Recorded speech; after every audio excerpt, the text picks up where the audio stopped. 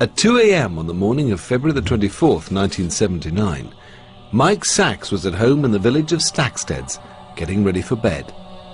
All of a sudden, the room lit. The light was moving.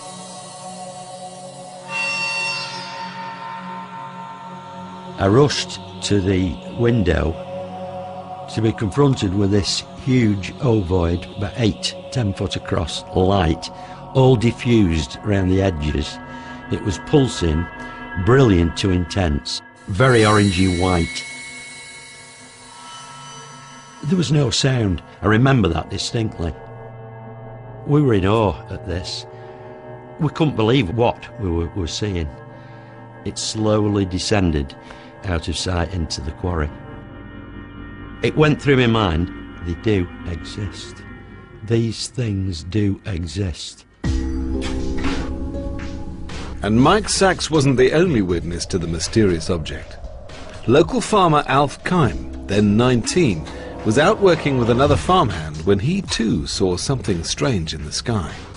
We thought we were a shooting star flying down, and this building blocked it, so we shot past the building to see it.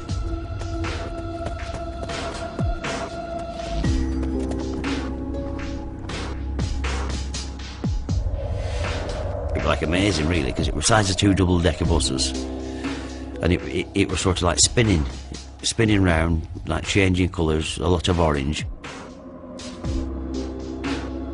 And it went right across the skyline, right over the valley then, right over the valley, and it went over, over top of houses, right over to quarry, and I thought, somebody must see that, even though it were late, I thought, somebody must see it, we can't do only a month to see this. I immediately phoned Baker Police, reported what I'd seen, and they said, right, he said, well, 2 of our police officers have also phoned in. They were parked just below the quarry, and they reported it. I phoned my brother Raymond. I went up for him. We came back to the quarry where the Panda car was still parked there, and I said, did you see it? And he said, see it? We thought it were coming down on our blooming heads. So we decided then to go up to the quarry. Now the police officers went up with us.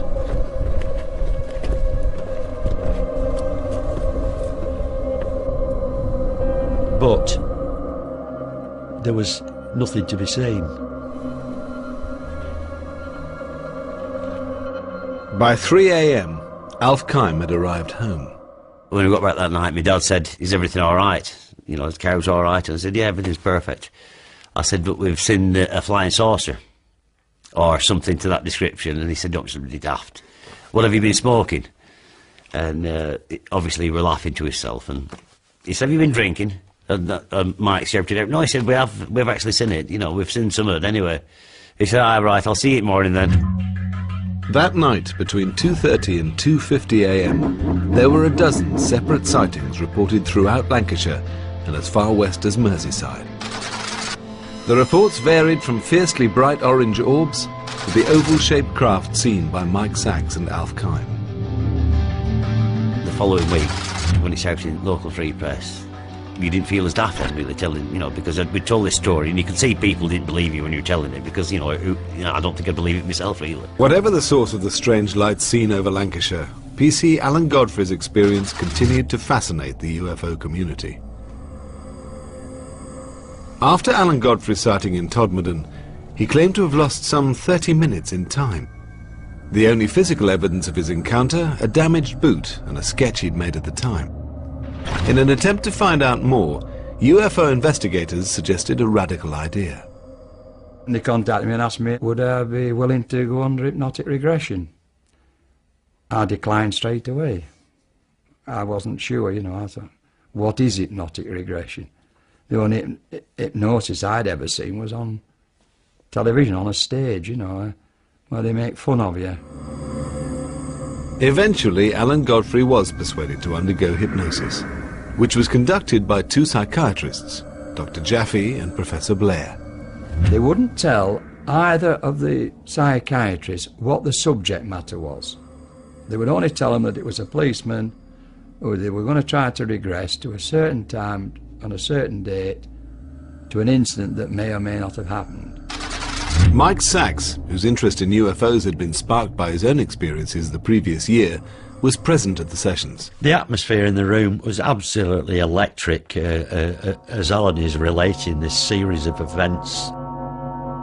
All of a sudden, and under hypnosis, he goes and covers his eyes, and then somehow he's floating and he's taken into this room.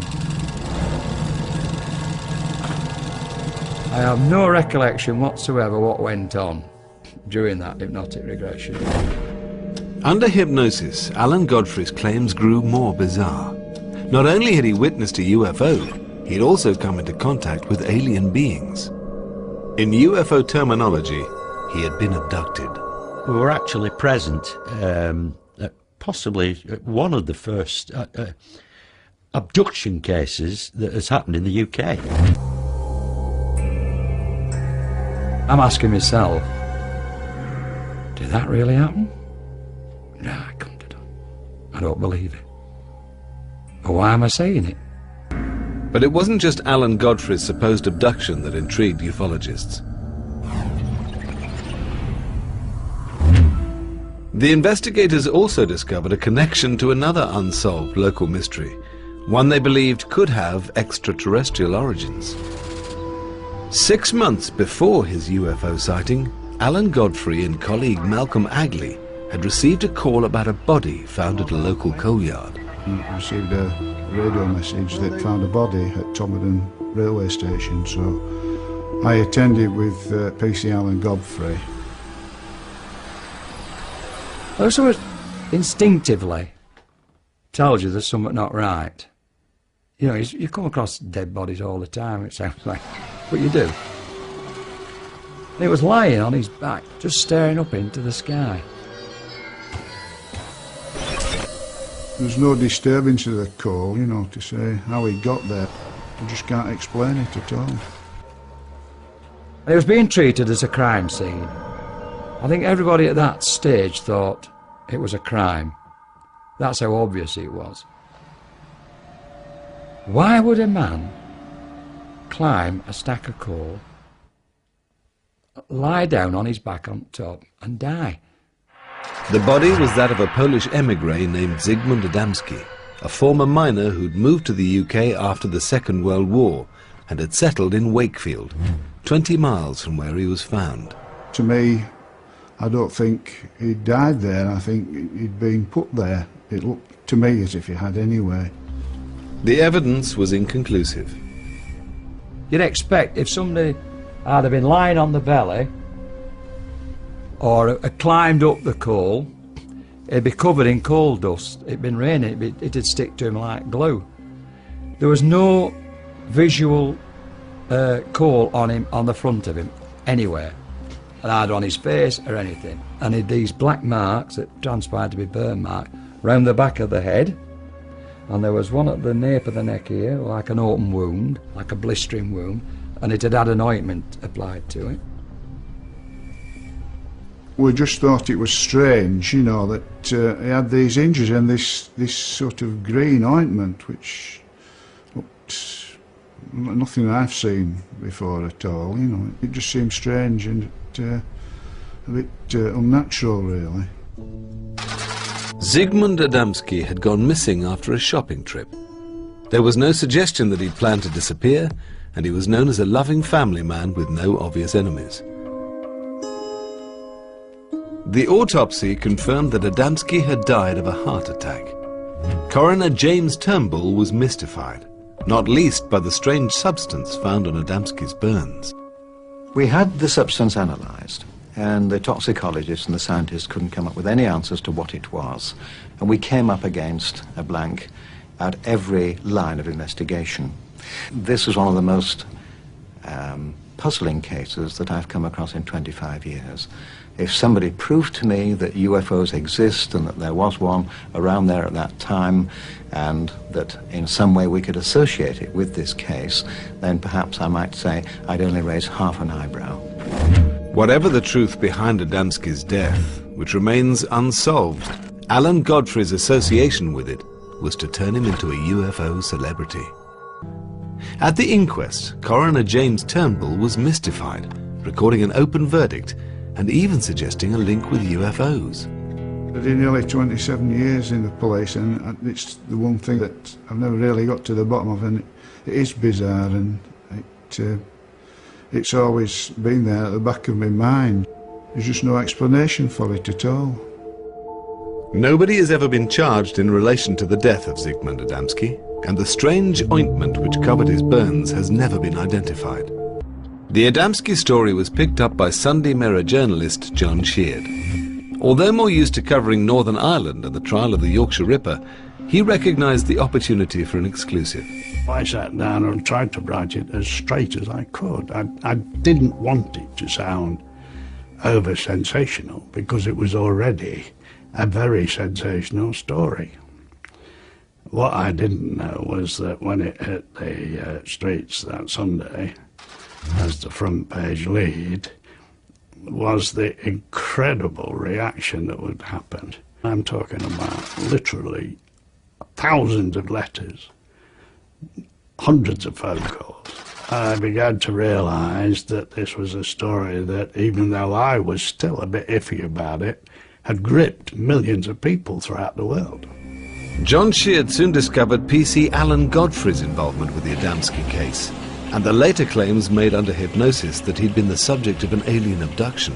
I've been a journalist for 50 years and covered quite a few rather strange stories, but the Alan Godfrey story is undoubtedly the most astonishing thing I ever covered.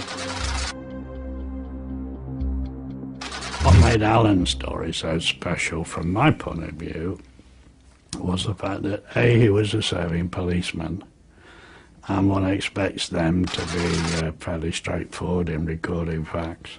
And of course it came on the heels of the Adamski story and a very strange inquest.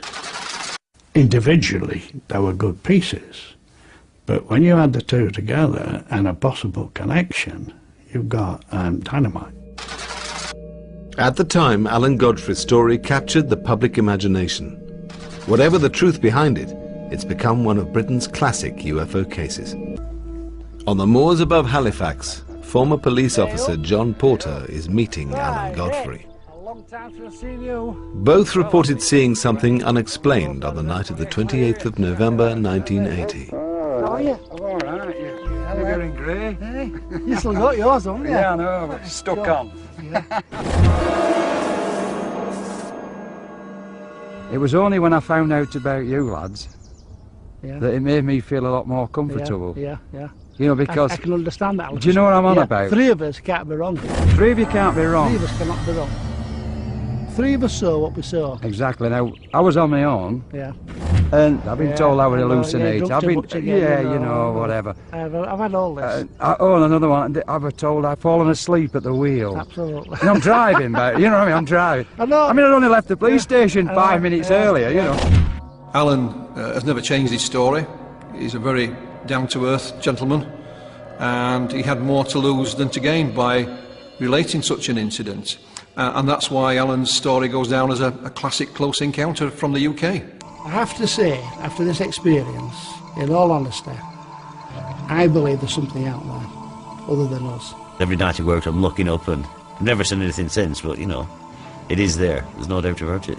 Where they come from, why they're here, I wouldn't know, but they are here. Alan Godfrey left the police force in 1985. Almost 30 years on, he's still sticking to his story.